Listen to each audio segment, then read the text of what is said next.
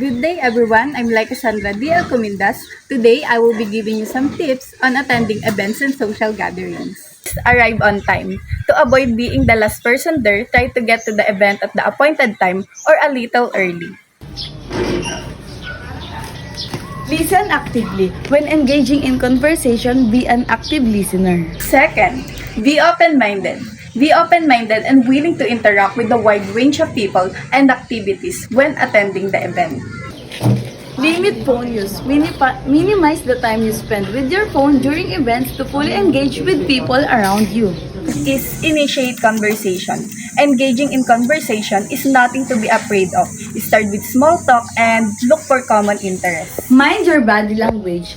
Pay attention to your body language to convey openness and approachability. Always smile, use friendly gestures, and make eye contacts. Be mindful of personal space and avoid invading others' comfort zones. If their activities or game plan, don't hesitate to join them and have fun and enjoy. The conversation is uncomfortable, politely excuse yourself and move on. After the event, express your gratitude to the host for inviting you and anyone who made the event enjoyable. Now I'm done by giving you some tips on attending social events. Now, let's move on by giving you some tips how I manage my stress and time.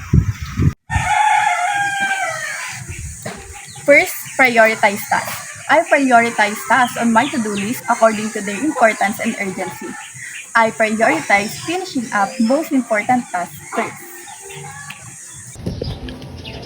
Take regular breaks. Breaks can boost productivity and reduce stress. Incorporate short breaks into your schedule to produce breaks. And learn to do your tasks immediately. As a mother, I do not have enough time to manage all of my tasks. So what I'm going to do, if my child is asleep, I make sure that all of my tasks are done before he wakes up. Get enough sleep. Prioritize sleep to ensure you're well rested and better equipped to handle daily challenges. Seek support. If you're feeling stressed, don't be afraid to ask friends, family, or a professional for help. You can reduce your stress by talking about it. So that's all. Hope you learned something.